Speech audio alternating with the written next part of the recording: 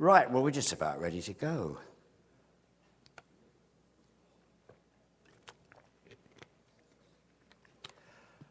Just two books I'd like to mention. Self-servingly, this is the book you really need to read. It's quite cheap. It's only about £9 on Amazon. It's now in 14 languages. I think it's just gone into Chinese after them banning it first time around in 2006. Somehow it's got past and is getting a pleasant degree of response from the Chinese media. This is years and years of research into FIFA because I'm a research journalist and whatever I say is based on documents, which is why all the threats come, as they came last week, against this conference. But they're extremely slow in finding out what to do and how to issue a writ. They're not coming. This is a book which might interest some of you who have an interest in tendering. This is a book which was commissioned by the South African Institute of Security Studies, and I was in Cape Town last week doing a keynote to launch it. There's one chapter by me which very much deals with this theme I'm analysing and working on all the time of FIFA is an organised crime syndicate in my book. The other essays by excellent South African reporters are about the scandals of the constructing the venues, the tenders, the rackets, and at the end of it, the poor South Africans are going to pick up the tax bill for it. So there we go. Right. I've got a little thing to press here. Well, this presentation today is a somewhat reduced version of the chapter in the book. Many of FIFA's luminaries will be visiting America later this year in connection with America's bid to stage the 2018 or 2022 Soccer World Cup. Look out for the business monopolies and cartels they hope to impose on you, as they have in South Africa for this summer's World Cup. My definition of organised crime has two boxes to tick. The first is a bunch of crooks committing criminal acts with the goal of profit. Secondly, they have high-level protection. FIFA, in my view, ticks those boxes. The evidence shows they qualify as a globally organised crime syndicate. And today, I want to focus on just three of FIFA's crime bosses. Meet President Joseph Sepp Blatter, the notorious ballot box stuffer and a man who knows more than most of us about bribery, corruption and kickbacks on contracts. He's very reluctant to talk about it to journalists, especially to me, so I tried the other year with a BBC TV crew.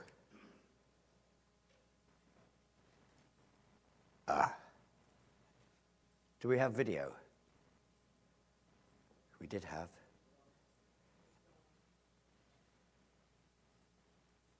Audio? Right.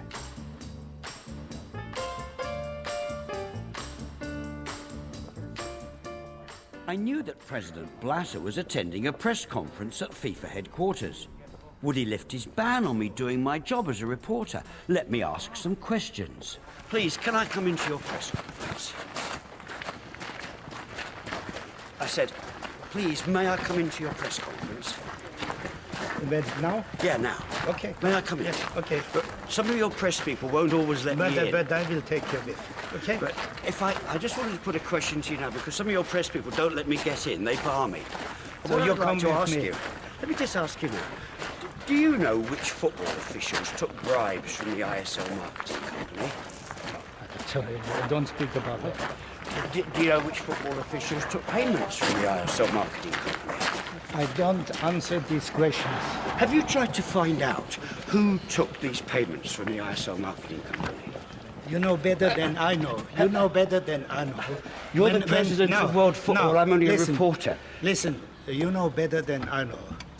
This is a file which is in the hands of the justice and courts, and it shall be there. Will you tell me who took the $1 million bribe? I'm told you ordered this bribe should be moved to the man whose name was on the payment.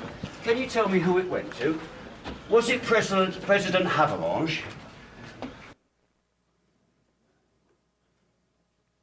Nearer home, meet New York's Chuck Blazer. We've got our pictures in the wrong order. We'll get to him.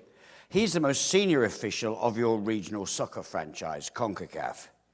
That's the Confederation of North, Central America and Caribbean Association Football. Chuck is CONCACAF General Secretary, and he keeps a very close eye on the CONCACAF treasurer every time he looks in a mirror. Talking to yourself speeds up the reporting process and saves on printing travel and hotel bills. How's this for protection? British Prime Minister Gordon Brown has to make nice because England wants the World Cup. CONCACAF started life registered in the Caymans, and it's now been in the Bahamas for a few years. And as you'll all well know, there's very little one can find out about CONCACAF's finances, where the money goes, where it comes in from, who gets what. It's a nice car, isn't it? Chuck runs the CONCACAF office in Trump Tower on Fifth Avenue, where he also has an apartment, or from his beach house on Paradise Island, Nassau, or from his restored farmhouse in North Carolina. Don't ever think there's no money in soccer. But Chuck has a credibility problem here in America. When the MasterCard company lost its World Cup sponsor contract to Visa, it sued FIFA for breach of contract. Sepp Blatter was not perturbed. He sent Chuck to bamboozle Manhattan Judge Loretta Preska. Chuck held forth in his commanding way. Judge Preska listened. Awarding judgment to MasterCard, she noted, Mr. Blazer's testimony was generally without credibility, based on his attitude and demeanor and on his evasive answers in cross-examination. She added that she thought his testimony was fabricated. President Blatter didn't think this merited a reference to FIFA's ethics committee, little is, and hurriedly paid $90 million to MasterCard to go away. Chuck has no problems with rackets run by his close associate, CONCACAF boss Trinidad's Jack Warner. The officials of his 40-member nations in this region are silent. There's more free debate in Pyongyang than in Warner's confederation. It's similar at Blatter's FIFA. You'll never hear an American accent demand free speech. Shame on you. And shame on the Brits. We're just as bad. And all the rest of them. Here's Blatter's showing Warner where the money's hidden. Now, Warner fantasizes of becoming Trinidad's prime minister. He talks law and order. He made a big fuss of bringing this man to Trinidad to launch a cleanup campaign. Recognize Bernie Kerrick? Here's Jackula, as he's known at home, outside a Trinidad jail, trying to raise bail for an associate in a Miami-based scam, which runs into hundreds of millions of dollars. Jack Warner also treats the USA with utter contempt. Now, I don't know whether you're going to be able to read this. On the left, a source gave me this document a few years ago. It had been through several fax machines. It's just legible, and I typed out very carefully exactly what it says. And what you have is CONCACAF boss Warner writing to a Mr. Colin Aaron of Guyana, summoning him to be a match official at the upcoming FIFA Women's World Cup in Los Angeles. Let's start with the date of the letter. June the 14th, 1999. Mr. Aaron was being told he was needed the next day in America. Really? That's not long to tell his family and employer and book tickets. In fact, officials had been chosen 2 months previously and rigorously tested for physical fitness and knowledge of the rules. The address he gave to the US embassy officials in Guyana was the prestigious Century Plaza. But that wasn't true either. Only top officials like Warner stayed there. Match officials had more humble accommodation. And the tournament was nothing to do with Warner's CONCACAF empire. It was controlled by the global body FIFA, so Warner had no power to issue this invitation. The official procedure was for the invitation to go first to national associations, who then informed individual officials, told them how to apply for visas and get their tickets from FIFA's travel office in Zurich. Mr. Aaron took this letter to the US Embassy in Guyana. They gave him a US visa based on this letter drafted to deceive them. Subsequently, Mr. Aaron's name did not appear on any list of match officials. It never could have. All the officials at the Women's World Cup were women. That's what he thinks of you. Jack is a FIFA vice president, and was a member of the committee that made that women-only decision 6 months earlier. So Warner, a compulsive and habitual liar, was at it again. I first published this story in a British newspaper in April 2002, and I'm still waiting for Warner to respond to these very clear allegations based on his document. So he was involved in a criminal conspiracy against this country. So where's his protection?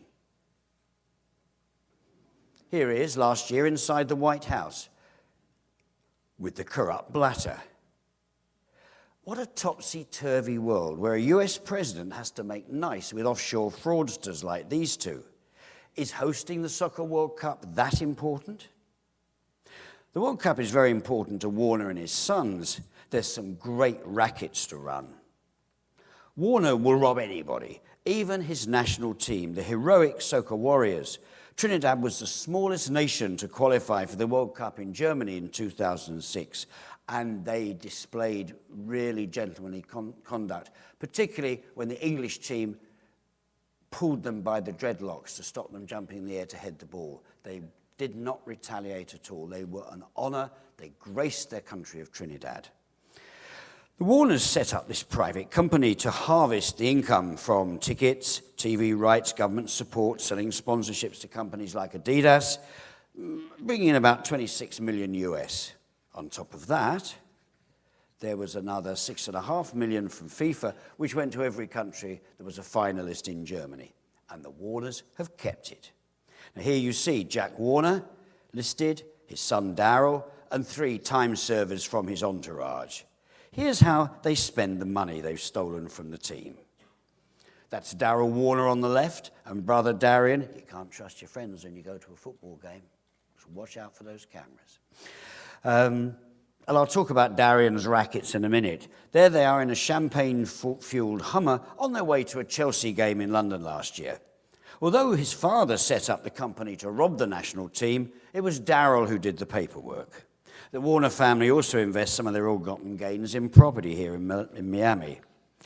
Former English Premier League star goalkeeper Shaka Hislop, goalkeeper in that wonderful team that played in Germany, told me, you'll see Shaka if you watch ESPN Soccer, you'll see him as a summariser and a commentator on that channel. A very decent human being. He told me what Warner did to the team.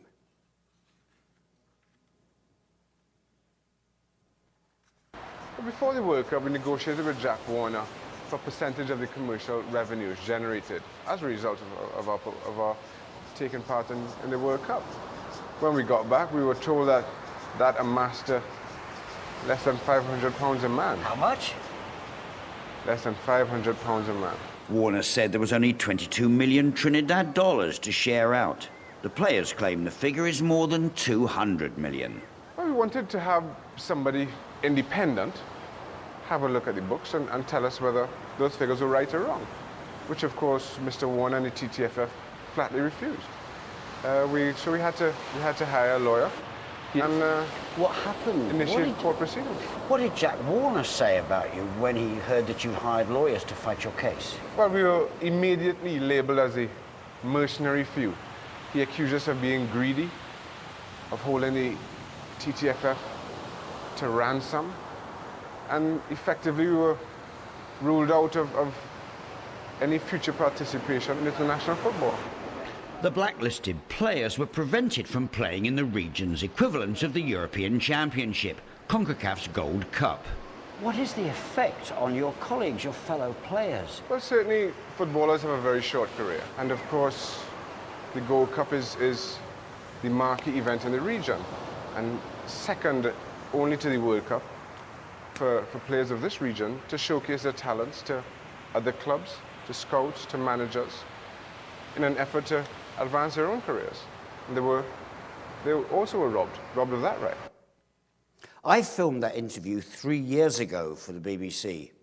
Warner still will not produce the accounts revealing how much he's stolen. Warner's a very wealthy man. Most of the squad are not. Shaka told me at the weekend that they still feel outrage over their treatment. 2 years ago, Warner tried to get rid of them with a check for a miserable $1,700 each. Disgusted, most of them donated the money to charity. Look at this check carefully, if you will. But that money didn't come from the Trinidad company controlled by the Warners. It came from a CONCACAF account, the regional confederation, which has nothing to do with a national squad from one particular nation state. It came via a Bank of America account in Miami. Can I remind you that the USA and the US Virgin Islands are members of CONCACAF, so it looks like you guys helped pony up the money. But you'll never know, because Warner's tame accountant audits his private company's books and his soccer federations as well. It's one seamless business.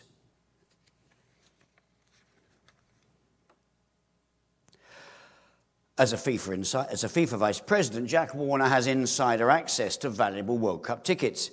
He's been dealing big time for more than 2 decades. In the past, when I've tried to interview him respectfully and properly for BBC television, he's either punched me or told me to go fuck yourself. Both times on camera. You can find the clips on my website. What a charmer he is. And it says so much about the guys who control FIFA. After one incident, when I tried to walk up with him to ask him about his ticket profits, he went straight onto a political public platform in Trinidad, a multiracial company, and ranted, "No foreigner, particularly a white foreigner, will come to my country and harass me, intimidate me, and push me around." Apparently, that didn't contravene FIFA's ethics rules about discrimination, decency, and because nobody ever does anything with them. The video clip of him ranting is on my website. After the last World Cup, I obtained a secret FIFA report by Ernst & Young on Warner's Rackets. He'd had around 6,000 tickets, and it was calculated later that he sold them for about £3 million profit. He refused to discuss this with the BBC, and we just happened to be there when he flew into Zurich airport. Oops, sorry, one behind. Here we go. Run video. Here we go. But before the World Cup, we negotiated with Jack Warner for a percentage of the commercial revenues generated as a result of can we move to the next video clip? I think here we go. This is it. But before the World Cup, we negotiated... No.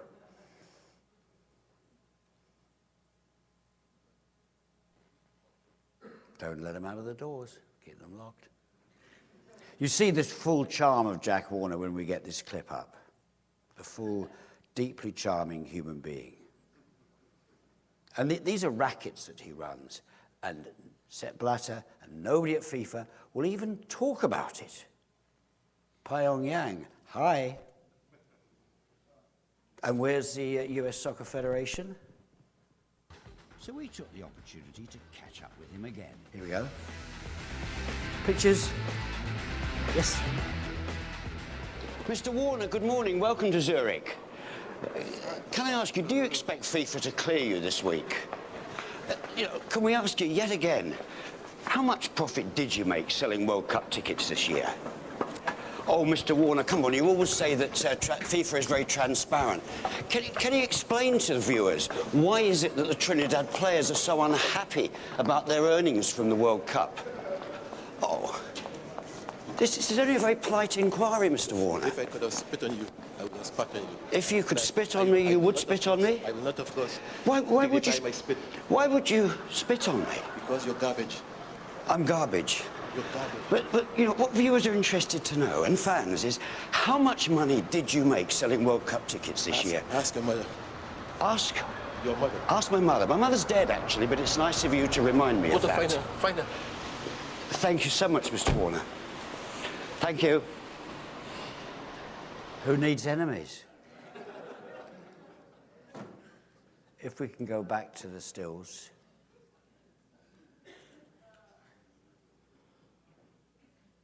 And the next still. That's it. I had disclosed Warner's racket in a London newspaper just before that interview. And it did look like, at last, he was in big trouble because I'd got hold of the Ernst & Young reports, written, it seemed to me, in such a way that hardly anybody could understand them, but eventually you could. And it looks like, really, he'd be in a terrible mess. This went all over the world, to the soccer-loving world, that is. But Warner controls 35 votes at CONCACAF, including America's, out of 208 at every FIFA Congress. President Blatter needs Warner, and he stays in power. A Blatter bag carrier was told to make what was called inquiries. And that inquiry ruled that Jack was entirely innocent, though it was done through the family travel firm, and it was all the fault of his son Daryan, shifted away from daddy. There's Jack and Daryan at a press conference in Trinidad when they were defending themselves on yet an earlier ticket racket. Yes, Daryan was guilty, and they handed out a draconian punishment. Don't do it again. In secret, FIFA fined Daryan, and I've got the documents, of course, around $1 million US. There's no evidence he's ever paid, and they don't answer questions about it. Maybe some of you could ask them. They don't answer. Now, to remain in power, Sepp Blatter gives Warner anything he wants, like the TV rights to the World Cup for the Caribbean territory, including your US Virgin Islands. He's had these rights since 1990. He used to have to pay $1 a time. I don't think he pays on the contract now, because who's going to make him? He's probably making about $20 million US this year on reselling those television rights to networks across the Caribbean. Now, this is a gross conflict of interest. A FIFA vice president dealing in a FIFA commodity. Complete breach of their ethics code. Will the American Soccer Federation be complaining? No laughing at the back, please. It's not only Jack Warner who likes those US dollars banked in a safe place like America. Here on the right with Sepp Blatter is Nigeria's wealthiest public servant, Amos Adamu, a member with Warner of FIFA's 24-man ruling executive committee. Be nice to him. His vote will be essential to America's bid to stage the World Cup. But do notice this curious document. I hope you can see it up there. Amos Adamu was chief executive of the 2003 All-Africa Games in Abuja. He signed this letter to the Nigerian Olympic Committee. They'd been given a grant of $200,000 from the International Olympic Committee. A good thing, a proper thing to do. It's about the only time I've ever said anything nice about them. Where's the best place to bank a $200,000 grant from the IOC? Well, it's obviously at the Amex Bank in New York, isn't it? The heart of Africa's sport action. In subsequent correspondence that I have, the money went through the Nigerian money washing machine, and it came out at just $180,000 US. It really shrinks. 7 years later, Amos Adamu has been too busy to present audited accounts for the All-Africa Games. In fact, too busy to present any accounts at all. Now, how did we get to this situation? Meet Horst Dassler, who ran his family's Adidas sportswear company in the 1970s and 1980s. Here's Horst in the middle in Barcelona in the 1970s. He was in town looking for a deal with a man who wanted to become president of the International Olympic Committee. Dassler wanted the marketing rights to the Olympics, a meeting of minds. In 1980, he fixed the vote at the IOC. His man was elected. Fourth from the right, doing his favorite right arm exercise, Juan Antonio Samaranch. I did his obituary in the Financial Times 2 weeks ago. It didn't run in tune with all the dreadful guff that came from Olympic committees in this country and everywhere else about a man who was a 37-year time-served Nazi in the Franco regime. He was Franco's sports minister, among other things. And some of you will remember that Franco ruled Spain from 1938 until his death in 1975, the Allies being too tired in 1945 to go over the Pyrenees and boot him into the sea. Samaranch took power at the IOC. Isn't that just a dreadful picture? Why didn't anyone at the IOC ever tell us? Why did I have to dig out these pictures with the help of Spanish journalists? And they still won't talk about it. It's completely taboo, completely erased. 37 years with his right arm in the air. You know, my dad went to war to fight people who did that, and his generation suffered very much for it. So Samaranch takes power at the IOC at the Moscow Olympics in 1980 and immediately threw away the positive doping results, creating the first drug-free games in modern history. Look in the records book, you'll see there were positives in Montreal. We expect the graph to go up as testing got better. Comrade Brezhnev and his friend Mr. Samaranch, from quite interesting political ends, made sure it was a drug-free games.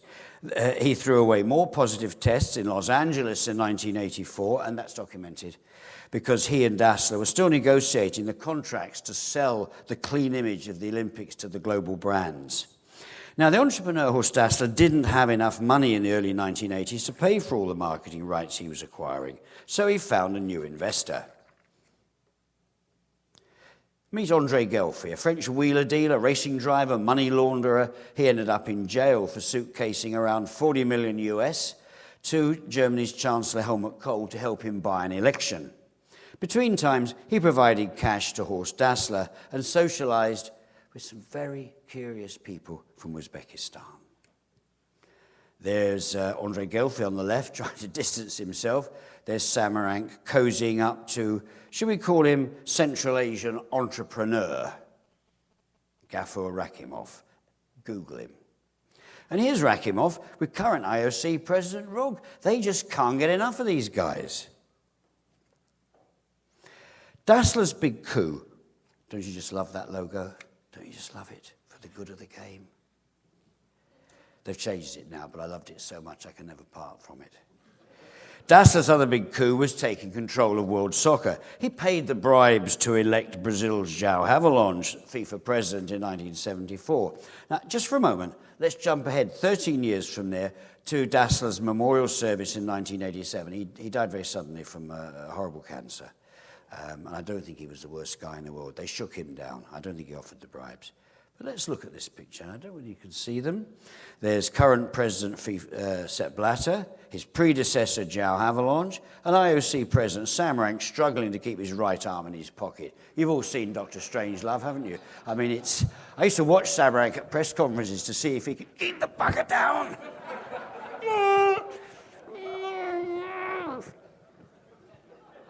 He never said sorry. And you know the IFC would not want to talk about it because it's so distasteful, isn't it? It could damage their image for being, we do it all for the athletes. They rather we ride in the big leather seats at the front while we're sweating in the back. There you have it, the sports mafia. Now, once Havelange had control of FIFA, and that's a typical picture of him, I think, he gave the lucrative marketing rights to the World Cup to Dassler's marketing company, ISL. In return, Havelange extorted tens, maybe hundreds of millions of dollars in kickbacks on those contracts. After Dassler died, the money transfers were taken over by his assistant, Jean-Marie Weber, now known as the bagman. And here we have Havelange with the eyes of the night. Look at them. Look at those eyes. The ebullient Mr. Weber, the bagman, and Sepp Blatter asking where his share is. Here they are again. Blatter, don't they get on well? The bagman and the man who's soon to become world president of football. And here again they are in Tunis in 2004 at the African Nations Cup. By now Blatter is FIFA president. And note the intimacy between him and the bagman. They're not enemies, are they? Can you just feel the warmth of 2 decades of highly personal relationships? I mean, money. Jean-Marie Weber got the bagman nickname after admitting in court in Switzerland 2 years ago that he suitcased around 100 million US dollars in bribes to sports officials, mostly at FIFA. I was the only British reporter in court for this stunning disclosure. Associated Press and Reuters didn't turn up. Now, this document from the court shows FIFA Executive Committee member Nicolas Leoz, he's still there, from Paraguay, taking 2 tiny bribes, totaling 130,000 US from the ISL company. All the reporters who attended the trial were given a 235-page indictment. It's a wonderful document. Now, Blatter won't discuss this, just won't discuss it. And the sports reporters in Europe haven't got the proverbials to ask him. It's just not nice, is it? It's not tasteful. A man who says he does it all for football. FIFA's Joke Ethics Committee is silent. So are FIFA's sponsors. But has Mr. Leoz been ostracized by football officials? England wants to host the World Cup. On the left there is Lord David Tribesman. It's a political title, not hereditary. He chairs the English FA. Leoz is at the centre. And here's Sunil Gulati, president of US Soccer, looking like he's getting his pocket picked, actually, if you look closely. 24 days ago in Asunción, Paraguay, begging for Leoz's vote in December for the 2022 World Cup. None of us are clean, are we? Or we are, but our football federations aren't, are they? Not a word of complaint, not a word of protest. And he probably is picking your man's pocket, but he won't say anything. He'll not be going to the cops. Anyway, America's main rival for 2022 is Australia. Their bid is led by Frank Lowy, a billionaire. Sepp Blatter took an instant liking to him. And here they are, Lowy and Blatter. Lowy's Westfield Group operate 55 major shopping malls in this country. You must have seen a Westfield. I think there's 6 in the state of Florida alone. You might have seen his yacht. It's only 242 feet long. Good for the getaways, I guess. But to touch on something Jack Blum was talking about this morning, do you remember Frank making the headlines 2 years ago? He and his sons were headline news in July 2008 when the Senate Permanent Subcommittee on Investigations released a report on tax haven banks and US tax criminals. And that was the story Jack Blum talked about, the Liechtenstein Bank LGT, and the fantastic collection of documents liberated from their vaults and, of course, online at whatever Senate website it is. Now, that report, chaired by the committee chaired by Carl Levin, heard that Frank and his sons had used well-worn routes through Delaware and through the Caribbean to wash 68 million US into Liechtenstein, into LGT. That's owned by the royal family, who have a hereditary seat at the International Olympic Committee. There's the bank and the castle they live in. The current IOC seat warmer, of course, is a princess, Princess Nora. Frank Lowy claimed at the time that the committee's investigators had not given him a chance to put his side of the story. But when his son, Peter, an American citizen who lives in Beverly Hills, was called to testify, he refused to speak and invoked his right to avoid self-incrimination. Now, Frank Lowy has hired a special consultant to tempt FIFA to vote the World Cup to Australia. On the left, beaming into camera, is Peter Hargitay with a former client. Remember Mark Rich? Hargitay is close to Sepp Blatter, and before that did PR for Union Carbide after they gassed thousands of Indians in Bhopal in 1984. He also runs a dirty tricks outfit in Zurich that does bank accounts and phone records, including mine, for his clients. Now I wonder, have any of you, especially you in Miami, have you ever bumped into Hargitay? He was locked up for 7 months in this city in 1997 because a court feared that he might flee his pending trial for cocaine trafficking and bond fraud. There was surprise when he was cleared. Not a lot of surprise that he went to work for Jack Warner and for Sepp Blatter. Anyway, let's go back to FIFA. Back to 2001, the ISL company that paid the bribes went bust. Paid too many bribes, made a few bad deals, but the bribes just soaked the lifeblood out of that company. And these were ISL's offices. Any of you who've been to Zug might remember that rather beautiful glass and aluminium building just across the road from the Police Department of Economic Crime. They sort of sit well together. I think they watch each other. Now, there's a new sports marketing company in those offices now. They're called Infront. It's a very bad image, best I could find.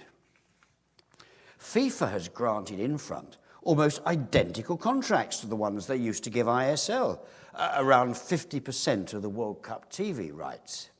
That's a lot of money. But Infront have now got even more. They've joined with 2 other companies, both longtime cronies of Sepp Blatter, and set up a business called Match to exploit this summer's World Cup in South Africa. They've been given exclusive rights on hotel accommodation, flights and tickets, and corporate hospitality, where usually you make a lot of money because you can charge a lot of money. The boss of Infront, his name is Philippe. Hasn't he done well? Hasn't he done very well to get all that business? This is his uncle. The other box I think you have to tick for organised crime is protection. You can't do much better than this. Gordon Brown, Sarkozy and Brown, Angela Merkel, Obama and Blatter and Warner last year, and Mr. Putin. I'd just like to round off with one other enemy of the people. Do you remember Alek Toktakhunov, the Russian mobster who fixed the ice dancing gold medal at the 2002 Winter Games in Salt Lake City? Poor old President Rog at the IOC got so confused, he gave 2 gold medals. I mean, you know, there were 2 winners. Alek is on the FBI's most wanted list and can't leave Russia. But he's got plenty to smile about, because he's also part of Russia's bid to host the World Cup in 2018. I think they might do it. FIFA President Sepp Blatter is also a member of the International Olympic Committee. Now, what do you think Blatter's reaction would be, wearing his IOC hat, if he met this scummy result fixer, gold medal perverter in a Moscow nightclub? Just one final thought. If President Obama had been properly briefed by his aides, he could have asked Sepp Blatter, "Hey, Sepp, how's Charlie these days?" This is Charlie. These days he lives rent-free at The Hague. There's no handle on the inside of the door. Yep, it's Liberia's Charles Taylor, serial murderer and human rights abuser, currently on trial in Holland. Back in 1999, Blatter wanted Liberia's vote for his next presidential election. Thank you. Yes, quick, get them clapping, go on.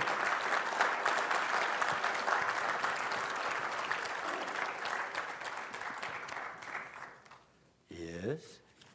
The roving mic could be near you any moment. Stunned, bored, asleep. Credulous, incredulous. Do I see a hand? Andrew? Hello? Yes. Over here at the back. At the back. Yeah.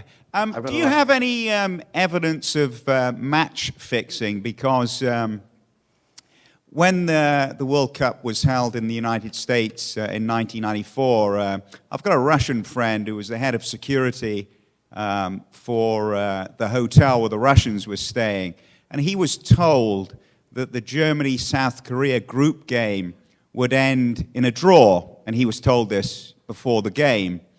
And for those of you who don't know much about soccer, Germany is a global powerhouse and South Korea is not much of anything when it comes to soccer. And that game, Germany were 3-0 up at half-time, and I'm sure you could have got very, very good odds at half-time. And South Korea came back, and the game finished 3-3.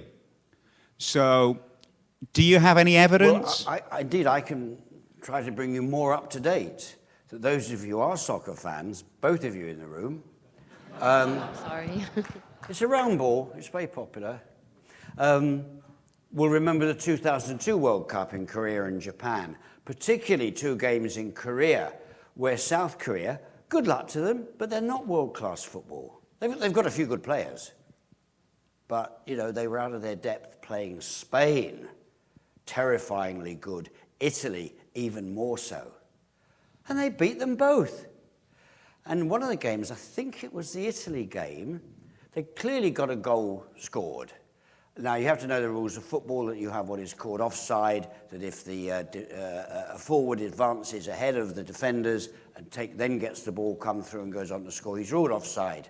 And if he gets it in the net, the goal doesn't count. The Italian guy was clearly not offside, and up in the air went the Trinidad linesman's flag. I'm told the reason this happened was because, basically it was economic reasons. I don't know if there was a gambling side to it, but that Koreans are not that interested in soccer. They prefer baseball, probably.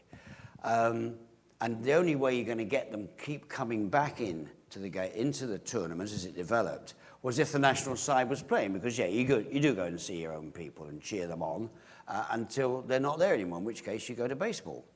And so there were clear economic reasons, I'm told. Now, what other reasons there might have been politically inside FIFA, I don't know. But those were two scandalous results. You could imagine the quite proper noise that came from Italy and came from Spain. And even Blatter had to, he says these things, people forget. Oh, yes, we're going to have to do something about the refereeing. That gets rid of the press conference. I'm told one of the most interesting sources of information for me, or one of the interesting sources, is the secondary market, the parallel market. Or as some of them say to me, we're the fucking black market, I'm proud of it. And these are the guys that obtain tickets from around the world of FIFA, package them with rooms, flights, and so on, just like travel agents. And they do the job, and they deliver. You'll get your tickets. They're not fraudsters. Not if you get the right ones, they're not. They do the job well. And I was chatting to one of them a few weeks ago in Zurich, and he said, watch out, Andrew. He said, there will be an African team in the quarterfinals. And I should put it in the context that Africa has produced some wonderful footballers. But at the African Nations Cup a few months ago, the quality was remarked upon by everybody, including African reporters, as being not really very good. That was the teams that have qualified for this year's World Cup. So we've got some really not very well playing African teams going to the World Cup. But as Blatter has done this, I have a love affair with Africa. I'm doing it all for Africa, which just is vomit-making, because actually he's doing it all for his nephew Philippe. And the South Africans have accepted contracts and monopolies and cartels imposed on them that Germany didn't in 2006. And I'd hope you wouldn't be such suckers to accept them again for a future World Cup staged in this country. So watch the Africans. If they play well, good luck to them. Anybody who plays well. If they're not playing well, watch for the match officials' decisions, because Blatter needs to keep Africa's vote together, and African teams would like to get through, say, at least to the quarterfinals. So it will happen if it's an economic or political necessity, and nobody does anything. We all love, those who love football love it so much they're not going to turn their backs on the game. Do you want to go home and catch your flights? May I ask one question, please? I'm over here, to your right over here. Sorry about that. Yes, congratulations on a very, very well-prepared presentation. Obviously, your reporting is very aggressive, and I'm wondering if you ran into litigation problems along the way, and if so, from what quarters? Well, they talk the talk. Some of you will be aware of the most bizarre threat issued against the cowering Mr. David Marchant, a man who just couldn't take a threat. Last week, I joke. Sorry, Dave, I'm just joking. That they had to be very careful about letting me speak. Yeah, you know the gesture. Stop it. Lawyers are supposed to sometimes advise their client for the same amount of money, don't do it. But you must have met some of these dreadful English lawyers that seek to litigate against you, and they have accents I don't know. Like it runs something like, my client would have you know that, first of all, I'm better spoken than you are, whoever you are. And come on, the Brit lawyers here have met them, haven't you? You know the bastards. And it intimidates some people, but I have to say, coming from a public housing scheme like I did, I'm not intimidated at all. Not at all. And this lawyer, Harris Cartier, in fact, was firing letters. It was 7 years of these bloody letters now. And when I, for a while, wrote for 3 years on this subject for the London Daily Mail, where I was given lots and lots of space to publish the documents that I was beginning to acquire. Cartier would write these, you've got 7 days to eat your own babies and give us your life savings letters. You don't do that to the London Daily Mail. And their lawyers are going, where is it? Where is it? Let's have him. No, lads. Just say we've received your letter. Is that all gone?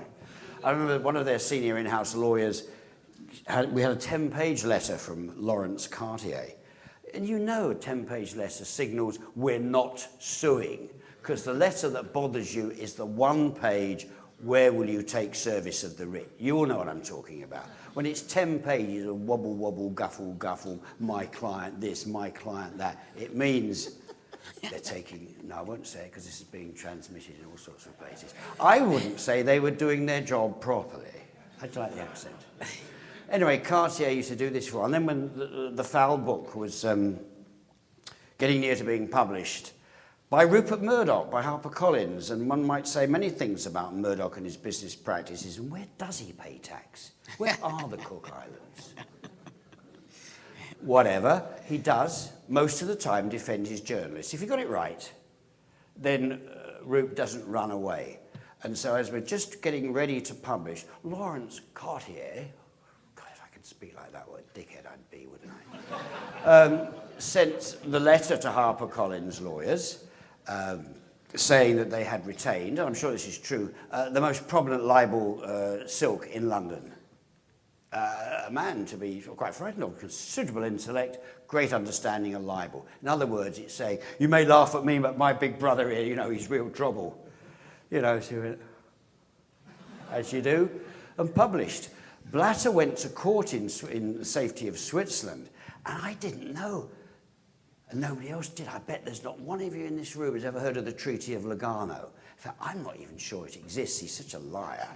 But his lawyer, very highly paid, Professor Peter Noble, boy, you wish you made his money out of FIFA. They went to court in Zurich on this thing called the Treaty of Lugano, which apparently can ban a book anywhere in the world.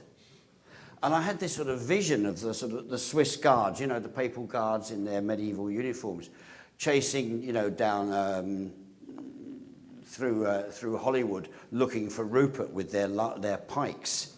You can't publish this book, Mr. Murdoch. Oh dear, I'm sorry, the Treaty of Lugano. I mean, it was just, God, don't you just wish you were Sepp Blatter's lawyer? You don't have to work one day a week. Anyway, they tried that on, and we said, what date and time are you in court in Zurich? And they announced that they'd looked at the book again. It had been changed radically, which was a lie. And, well, it was all untrue. They weren't going to do anything. And Cartier's gone quiet since then. Now, what's behind this letter to Mr. Marchant, as we know, not a man to try and intimidate, in America, where everybody talks about there being lots and lots of free speech, and I think that's probably true. What's the point of this threat? Well, what it has done, what intrigues me, is it's drawn attention to this conference. Good. Dave and the people he works with have done a great job, haven't they? Haven't they done a great job? Deserve all the publicity they can get, but thanks to the president of world football squandering football's funds on this ridiculous threat. There's another of these. My client takes the view. Oh, it's such a loader. And that, of course, put a global spotlight on this conference, which Dave and Grant Thornton and everybody else richly deserves for the work they've done putting this together. But so why would Blatter want to draw attention to the snivelling, awful Jennings speaking? And let's be honest, you're not going to get that much media coverage because this is an inward-looking group, get specialist media coverage, but you don't expect to get any more, not global. You may deserve it, but you're not going to get it. Well, now you have got it, and it's being streamed out of here up to a satellite covering the whole of North America, the Caribbean, and God knows what else. And I think it's Blatter's he's a slippery bugger. He really is. Thinks he's very clever. Sometimes is. He wants to get rid of Jack Warner because Jack Warner is a total embarrassment, because when it isn't the ticket rackets, it's the robbing the national team, it's the TV rights, and it's ticket rackets again, and then it's ticket rackets again. And he's so uncouth. You know, I mean, you don't have to do this, join your mother, go fuck yourself and all that. You know, you can say thank you, but I did tell you that I wasn't prepared to do an interview at this time. Thank you very much. We all know how to do it, and just keep walking. Nothing a reporter can do. We're not allowed to strangle them, unfortunately. And, but the nastiness bubbles near the surface, and it's an embarrassment, because if Warner was out of the FIFA calculation, then there wouldn't be so much public scandal attached to this global body. Mind you, I'd go looking for it. I know it's there, but he's so blatantly rude and horrible and kleptomaniac greed. And that's only on his gentle days. And Blatter wants him out. And I wonder if that's why he did what appeared to be a ludicrous thing to draw attention to the unpleasant Jennings spouting his lies. What other reason? Over to you, Sepp. Jack, watch your back. No, don't watch your back. Anybody else I can help with this personal problem? Mr. Jennings, just two quick questions over here to your right. It's Martin Kenny over here. Number one, I imagine I know the answer to the first question, but I'll ask it anyway. Have there been any serious attempts at the launch of a criminal investigation for corruption or fraud in connection with any of the characters you've outlined today, or any indictments that have been preferred against any of them? And if not, why not? You might ask, why not, with CONCACAF having checkbook accounts in this city? Some arm of the American government could be looking at the fact that CONCACAF bank accounts are clearly abused. I think that's probably criminal. And the evidence is there. You know, it's very easy to get evidence out of a bank when you've got the starter evidence, and that check is. I imagine it's not difficult to take it on from there. Otherwise, no. One exception. There is a man who I've got respect for in the Swiss Department of Investigations, and that is in the canton of Zug. There is an investigating magistrate by the name of Thomas Hildebrand, who did a remarkable thing in 2005. He raided FIFA House. Blatter couldn't believe it. You know, civil society is somewhere, you know, below the stratosphere. You don't really have to pay any attention to it. As long as it delivers your Gulf Stream every time you want to go shopping and burn up the environment, you know, you're not interested in it. Hildebrand raided, seized documents, and has been investigating the bribes. And we haven't heard anything for quite a while. These investigations do take a long time in Switzerland. There are no dead bodies. There's no need to, you know, get a killer off the streets or, you know, into custody somewhere. And I don't know how that investigation is going to shape up. Blatter tells people that it's over, and I never believe a word he says, and neither should you. We don't know. That one could be quite exciting, that we could yet see Herr Blatter. He hates being called Herr Blatter. If you ever get the chance, not president, but Herr, which is quite a proper civil form of address. But there is the joyous prospect that you might end up eating Swiss government issue muesli. But it's a bit of a long shot now. Bar's open? Yes, so one more question. What is your opinion as far as the solution to this problem? Obviously, you could start getting rid of a bunch of people, Blatter, Warner, Blazer, but then are you not just exchanging one regime for another? No, I don't. Well, I think there's probably two strands of response to that. One is that where are the grassroots? I mean, where is the US Soccer Federation? What a bunch of... I mean, do you want them representing you? Because a lot of you, I know, are interested in soccer. And a lot of Americans are. How do you let them get away with it? And you immediately say to me, OK, Andrew, Mr. Big Mouth, what about the English Federation? You know, you claim to have given the game to the world. We don't need FIFA's money in England, just as you don't need it here in America.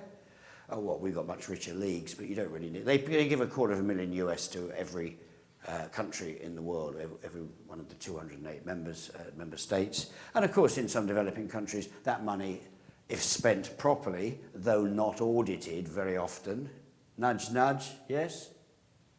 Very rarely audited. It can be of value to those communities. So I think we really have to say to people like David Triesman in England, Sunil Gulati in this country, you are not acceptable. We are polite people, we're decent people, go away, you smell. And Mr. Gulati, and particularly, you know, embracing Leoz, please. You want his vote. Why not, you know, call the US Marshals? He'll lock the bugger up. You better find something with FIFA accounts or CONCACAF or CONMEBOL, their mob down in Latin America. If you go looking for it, and we know we've heard about this today, this problem with public agencies, law enforcement agencies. How many times did the man from Stanford go there?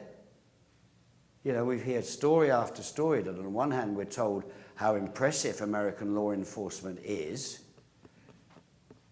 Well, I didn't get that impression so much today. Why can't they go out and be proactive? Real coppers that I've known in the past live for one thing only: collars.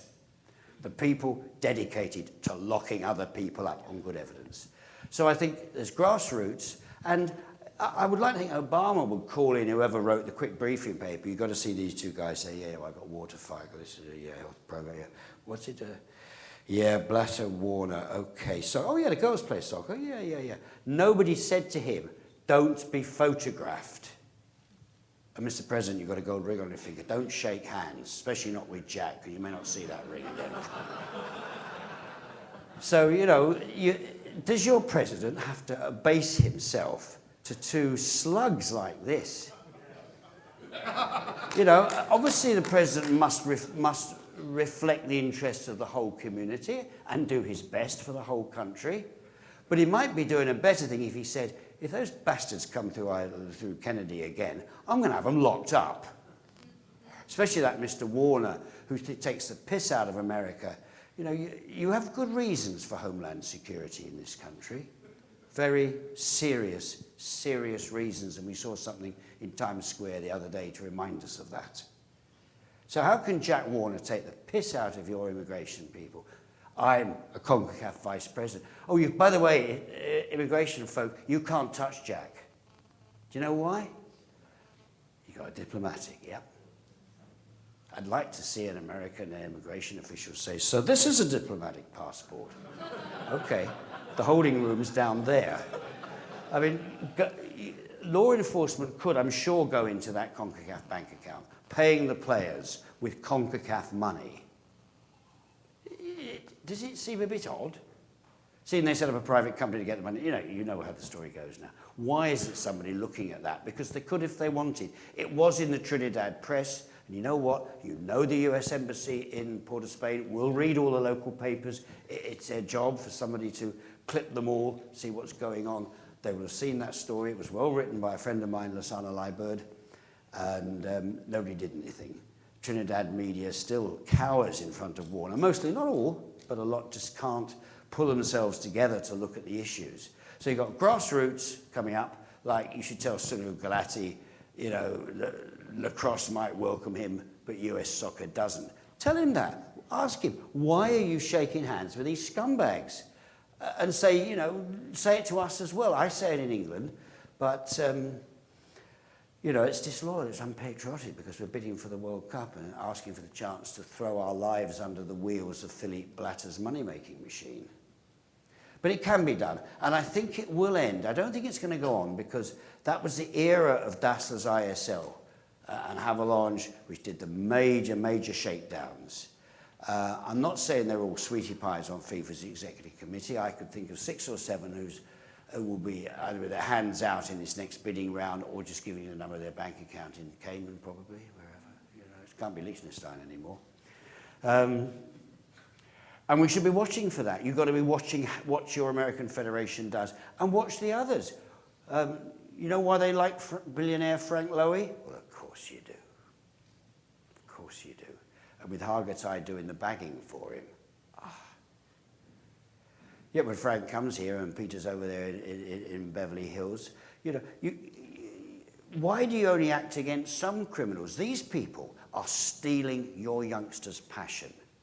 Because I've got grandchildren living in this country and will probably live most of their lives here, or certainly into adulthood, and they play football because they love playing football. And you know you can go around this country, never mind Major League Soccer, but you will see soccer is alive and well all over this country. And those kids are getting looted by these scumbags. Jack Warner runs their football. Got it? Happy with it? I mean, let's see some hands. How many have got members of their family playing soccer? What are you going to do about it? Go down to the local county or whatever the federation is and say, I want to do something all the way up the chain to US soccer. We're not going to play with scumbags because we don't have to. We're not going to have it. So I think there is, you know, self-motivation from the bottom and from the top. Activism. And a lot of you know a lot about activism because you're here because you're activists. You're not just doing your professional job. You've come here to improve your skills and understandings and network with people who want to do something about white-collar crime. Well, you just saw some. Anything else? Time for a beer? Andrew, and following up on David's comment, any thoughts on gambling syndicates in Asia and how they're affecting the game? They've made some impact in Europe, in the German leagues. They had a try in England a few years ago, where you may remember they sabotaged the lights at an evening match in order to have the game curtailed. I can't remember what the gambling there was, but that was a gambling syndicate, and there was a trial. I think that's a very difficult one, because I don't have a problem adding to the crime sheet of Herr Blatter and Herr Warner and a few others there. But why should they? They won't care about the gambling until it puts the receipts from the game in jeopardy. And so far, and I don't think it's coming too soon, the TV networks are going on paying the money, and the McDonald's will go on putting out the money, and Coke will, and Samsung will. It's fun, that, isn't it? You know, Samsung's president is a member of the IOC, and they were able to keep him on because he got a pardon from the government over one of the biggest tax frauds ever. You meet lovely people at the IOC. And of course, they're sponsors for FIFA. That's a whole world worth looking into. Corporate responsibility. I mean, Samsung will have big operations in this country, and they've probably got American subsidiaries. And he asked them, you know, why are you putting money into these scumbags? Aren't there other ways to publicize your products that are cleaner? There must be. So I think as always, you look at the money trail, you look at where they're making their money from, and that's where you go for it. So going for the sponsors. I mean, McDonald's and Coca-Cola, we could go after them. Why do you fund these scumbags? Do you audit where your money goes? I'll just tell you something I've been thinking about. It will make sense to you guys. For years, I knew, and the German reporters I work with, we knew ISL were paying the bribes back into FIFA, but we had no proof. Occasionally you'd meet an ex-ISL employee, go to the bar late at night talking. Yeah, they could confirm, but they couldn't prove, because it was a very small group, 3 or 4 men in the company, who actually did the laundering routes to Liechtenstein, foundations, Caribbean, Hong Kong, wherever. And so I think I made a mistake, actually, because I saw it as traditional corruption. You know, the contractor pays off the councilman at City Hall and gets a contract to put up a hospital, a school, a public works. Traditional kickbacks, traditional bribes to get contracts.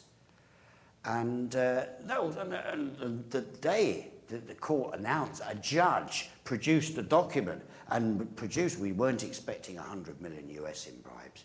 That really, you know, those of you, many of you will go into court appearing. Well, I go into courts as a reporter, and you know, you sit there a lot of the time and you go, oh, Christ, it's so boring.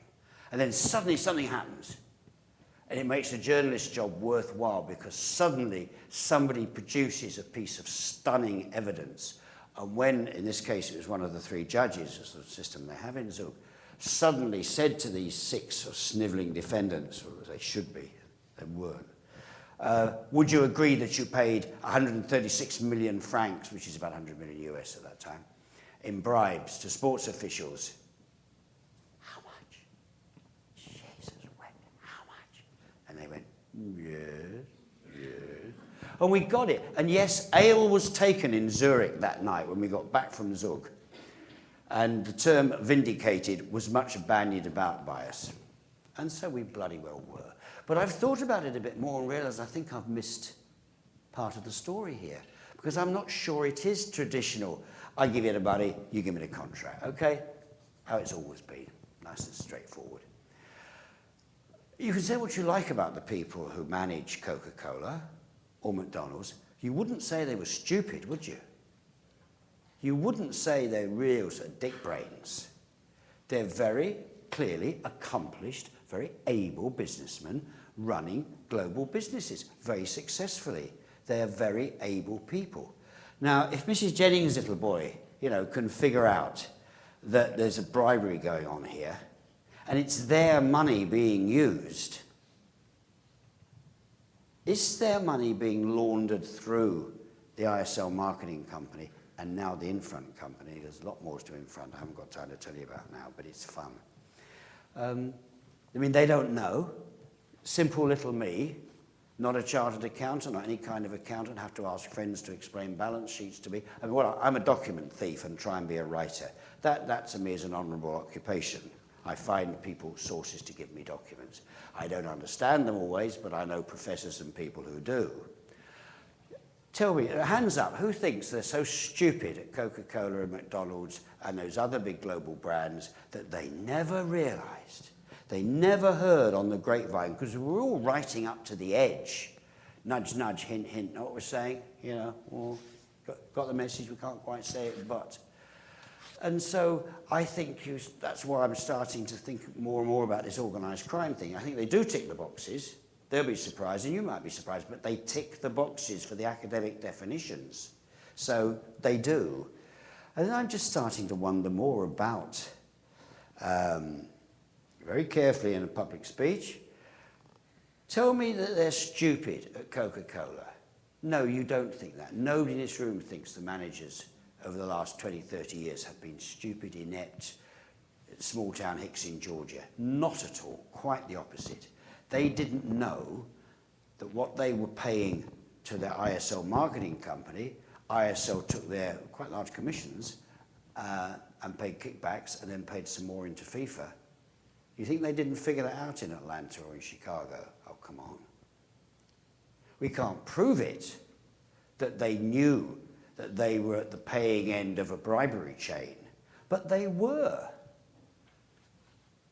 And they're either stupid and didn't know, or they're not stupid. I'm not going to go any further because they might have a lawyer in the room. Come back on me on that. Do you think I've got that wrong? Have I misunderstood something? Seriously, because I am still thinking this analysis through. What is going on with this corruption? Yeah?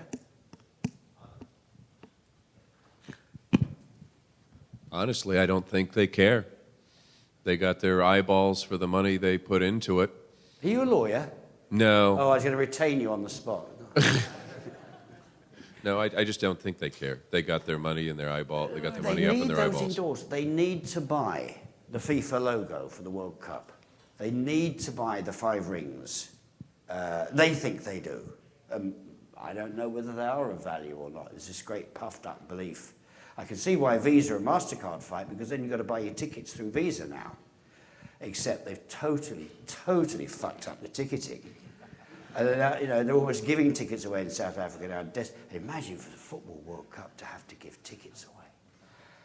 Do they do that for the Super Bowl? So I think Visa got... we won't go into what they did to oust MasterCard, because I'm not sure they did too much. But whether they got the poison chalice there. But, I mean, what do you think of that analysis? They don't care. I don't quite agree, because they're very astute at marketing their product. That's why they've become a global brand. I mean, they are not stupid. You're saying they don't care. I would have thought they would care. They've got to have that World Cup logo. They've got to have that IOC Olympic Games logo. Got to have it. Well, what worked in the past was being utterly tolerant, my lawyer advises me to say, of ISL doing the deal between them. But now I'm beginning to wonder, that's the word my lawyer tells me to use, was ISL a laundering company for bribes rather than just in the traditional way, just a two-way quick exchange that we know so well in corruption? There's a thought, isn't it? Anybody? I'm really trying to work this out, because there's some, I'm sure in my tired old brain, there's some kind of interesting global scam going on here. My lawyer advised me not to say. And honestly, I couldn't pick a better audience with a bit of knowledge about bribery, corruption, and taking a detached look at these scams. What do you think? You think they wouldn't care? Pubs open?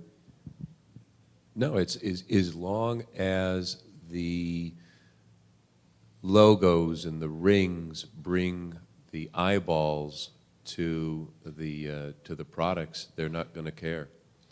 And it's only until bringing those logos and rings or being tied to those bring them damage, will they care?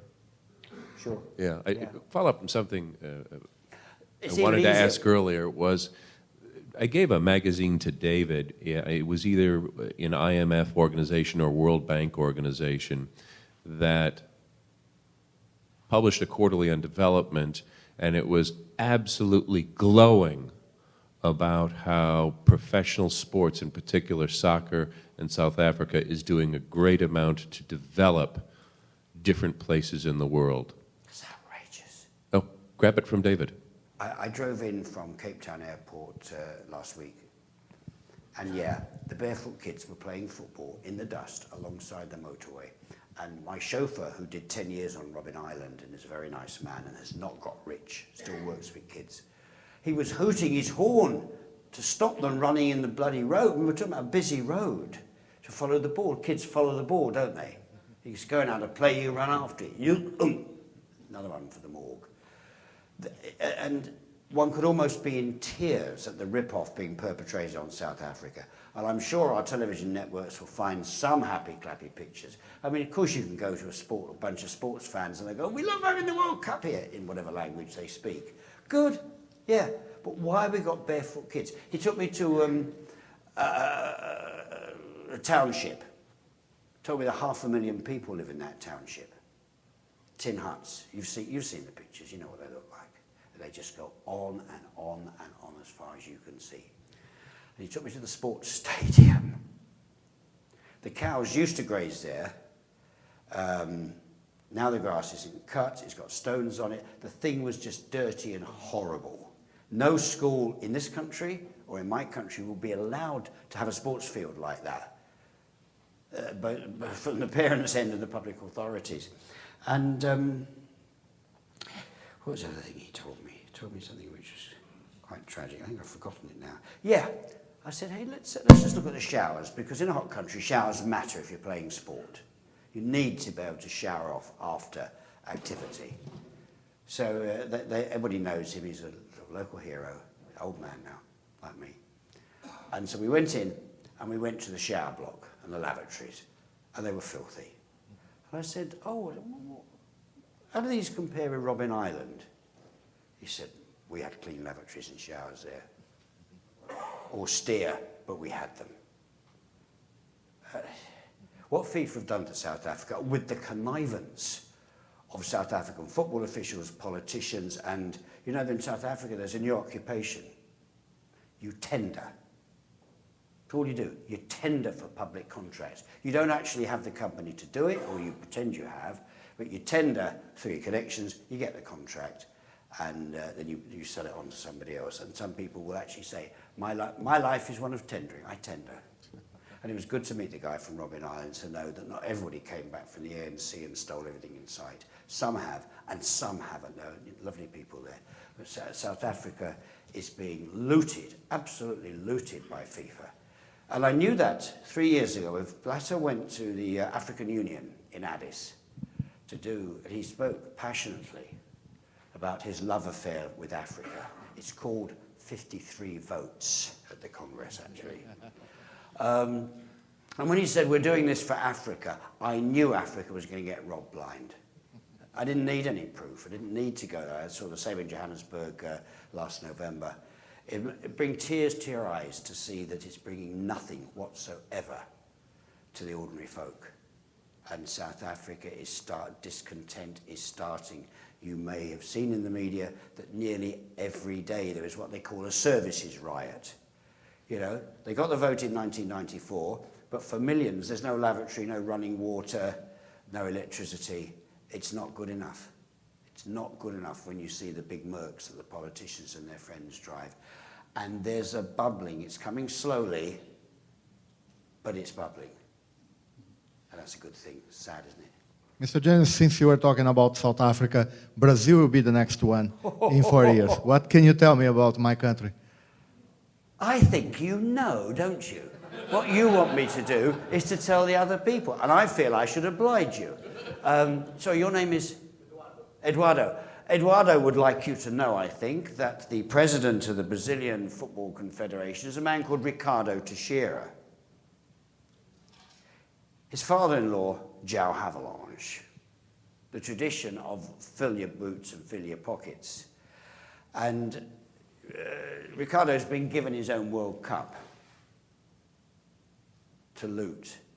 And I mean, already, because I don't read Portuguese, I've got very good friends in Rio and Sao Paulo. You should know that big-time corruption can produce some very good journalists. Nigeria, there's some wonderful investigative journalists in Nigeria. Absolutely first rate. That's where I get my documents from. They're my friends, fortunately. And you have some very good investigative journalists in Sao Paulo and Rio. And they're digging the stuff out. And hasn't even the government recently said they're getting pissed with FIFA? And it's still 4 years away. Because Ricardo will rob it blind. What's going to happen? Perhaps people should know that it's about 5, 6, 7 years ago, the Senate, there wasn't a joint Senate congressional investigation into corruption in their National Football Confederation. And remember, we're talking Brazil when we're talking about football. We're talking about a nation's passion. And they'd robbed it bloody blind. They were even taking judges to the World Cup. And would you agree that there is no way that Ricardo will be called to account for his crimes, since he got the Football World Cup and Daddy paid the money to get the Olympics for 2016? I don't know if they're capable, any country is capable of doing 2 mega events back to back.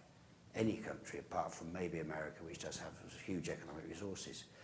But Brazil is going to be another scandal in 2016. Ricardo will loot it and loot it and loot it, and will anybody do anything about it? Change of government, maybe he pushes his luck too far. Well, in my view, they are already delayed on a lot of the work they have to do. What's going to happen is when it's the last minute, government will have to step in and put as much money as needed. Because they did it in 2008 for the Pan American Games that they had in Rio de Janeiro. They delayed, and then at the very last moment, they had just to open the coffers, and nobody really knows to these days how much money was spent in Rio de Janeiro to get it ready for a very simple Pan American game. So you multiply that by 50, and you have the World Cup and the Olympics, and that would be the same result. I do ask you generally to cast your eyes across the sports mega events. Don't dismiss it as, well, soccer is just a girls' sport, here in America. There's very large American players who would disabuse you of that.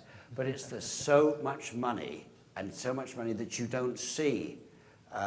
Blatter's friends all pull $500 US a day just for leaving the country. Keeps them happy. They got a huge pension fund if you spend a few years on their executive committee. It's the moneyed cosh. Just keep taking the money and let Sepp get on with it. The English are even more disgusting. Jeffrey Thompson, our vice president, the 4 home nations as we call ourselves, have a mandatory vice presidency at FIFA. Jeff Thompson, I'm sure, wouldn't take a cent, wouldn't do it. It's just a shame about the amputation job on his tongue. Because we all have Google searches, don't we? Throwing up every day news alerts on topics and people we're interested in. And I have never found Jeff Thompson ever come up. I know that there's a Jeff Thompson who's the ABC correspondent in Jakarta. There's a Jeff Thompson who's doing something else somewhere. But England, we gave you the game, you lucky folks. Have a silent ExCo member. And I am very embarrassed by that. Very embarrassed, and so he should be. And so should the English Football Association. But we don't want to upset anybody because we want the World Cup. Here's another one before we go to the bar. I can't sing. Dancing's crap. Stop laughing like that. Oh, thank you very much. Thank you. Good. An excellent presentation.